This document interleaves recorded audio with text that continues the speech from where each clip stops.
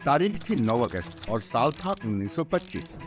गांधी जी के असहयोग आंदोलन वापस लेने के बाद देश में चारों तरफ निराशा का घना अंधकार छाया हुआ था कि तभी अचानक पराधीनता के बादलों को बिजली की तरह चीर कर देश के वीर सपूत सिर पर कफन बांधकर काकोरी रेलवे स्टेशन पर खड़े हुए थे, ब्रिटिश सत्ता को चुनौती देने के लिए। एक ऐसा साम्राज्य जिसका कहना था कि उसके राज्य में सूरज डूबता नहीं है और अंग्रेजों को चुनौती देने वाले ये क्रांतिवीर देश की विख्यात क्रांतिकारी संस्था हिंदुस्तान रिपब्लिकन आर्मी के मेंबर थे।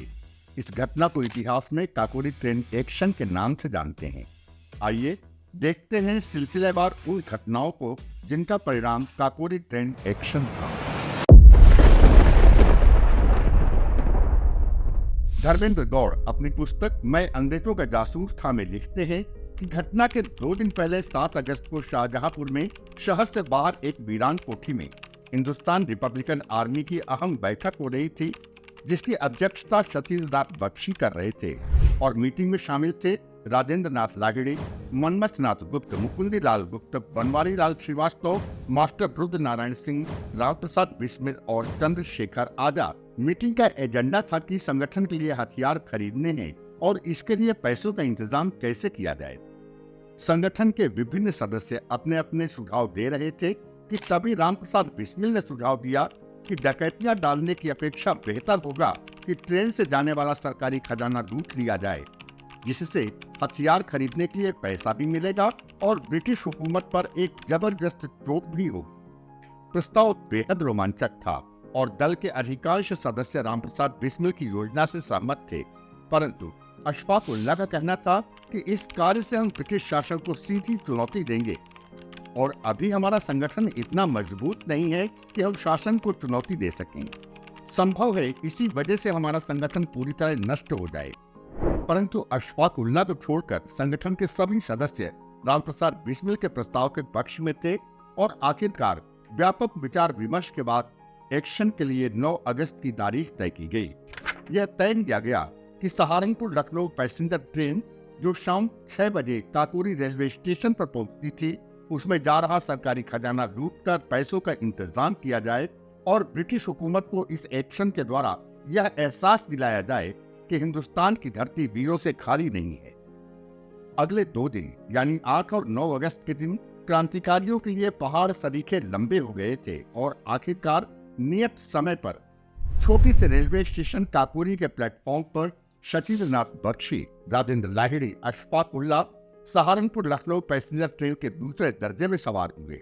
संगठन के बाकी सदस्य रामप्रसाद बिस्मिल, चंद्रशेखर आजाद, राम दुलारी त्रिवेदी, मनमथ नाथ गुप्ता इत्यादि ट्रेन के तीसरे दर्जे में थे और उनके पास माउजर, रिवॉल्वर, छेनी, हथौड़ा इत्यादि औजार मौजूद थे।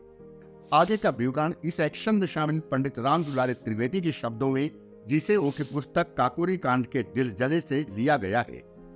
9 अगस्त 1925 को सहारनपुर लखनऊ पैसेंजर ट्रेन काकोरी से लखनऊ की ओर रवाना हुई।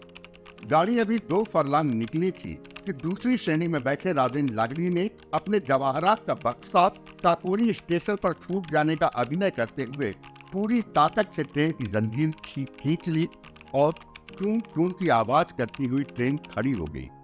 क्रांतिकारी बड़ी फुर्ती के साथ ट्रेन से नीचे उतरे और तब तक ट्रेन के मुसाफिर खिड़की से बाहर सिर निकालकर ट्रेन के रुकने के कारण का अंदाजा लगा रहे थे कि तभी क्रांतिकारियों ने आवाज दी कि खिड़कियां बंद कर ली जाएं, कोई भी मुसाफिर अपने डिब्बे से नीचे नहीं उतरेगा, हम ट्रेन का खजाना लूटेंगे और किसी भी मुसाफिर को कोई नुकसान नहीं पहुंचाया जाएगा।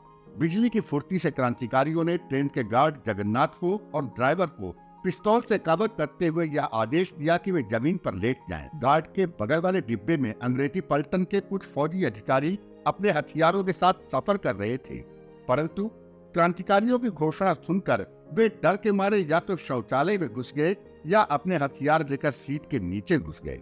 और अब गार्ड के डिब्बे से वह लोहे का संदूक उतारा गया जिसमें हर स्टेशन की टिकट बिक्री का पैसा लिफाफे में भरकर रखा हुआ था।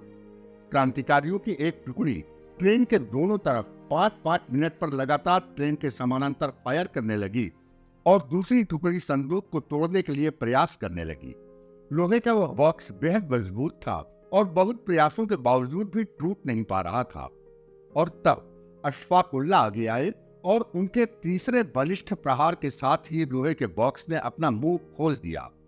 फुर्ती के साथ क्रांतिकारियों ने बॉक्स के भीतर से वे लिफाफे निकाल लिए जिसमें टिकट की बिक्री की रकम रखी गई थी। इसी बीच दूसरी लाइन पर देहरा एक्सप्रेस आती हुई दिखाई पड़ी और क्रांतिकारियों के पेशानियों पर बल पड़ गए, क्योंकि अगर क्रांतिकारियों को देखकर ट्रेन रुक जाती या अगले स्टेशन पर स्टेशन मास्टर को सूचना दी जाती तो पूरी योजना असफल हो जानी थी। परंतु ट्रेन धड़धड़ाती हुई निकल गई और तब तक क्रांतिकारी अपनी योजना को अंजाम दे चुके थे। सभी लिफाफों को एक चादर में बांधा गया और कुछ दूर जाकर सीटी दी गई और सभी क्रांतिकारी पैदल ही लखनऊ की ओर चल पड़े। रास्ते में लिफाफों की मुहर तोड़कर रुपया निकाल लिया गया और खाली लिफाफे पास के खेतों में फेंक दिए गए।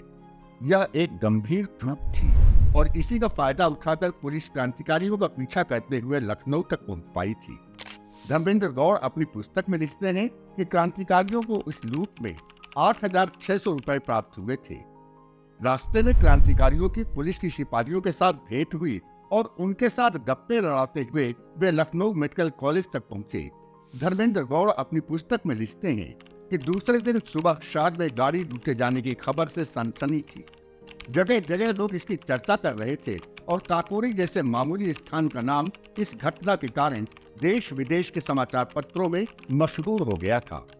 अमर शहीद अशफाकुल्लाह का आकलन बिल्कुल सही था। ब्रिटिश सत्ता ने इसे चुनौती के तौर पर लिया और बहुत जल्द सभी क्रांतिकारी गिरफ्तार कर लिए गए।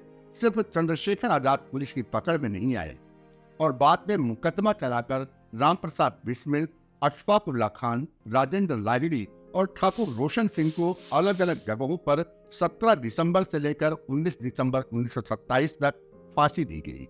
और इस तरह खत्म हुई काकोरी ट्रेन एक्शन की कहानी, जिसने हिंदुस्तान के क्रांतिवीरों को उत्तेजना दी और इसके बाद हर साल देश के किसी न किसी कोने में क्रांतिकारी वारदातों के द्वारा ब्रिटिश हुकूमत को चुनौती दी जाती रही। वीडियो कैसा लगा आपको? अपनी प्रतिक्रिया से हमें जरूर अवगत कराइए और प्लीज वीडियो को लाइक करिए, शेयर करिए और सब्सक्राइब करिए।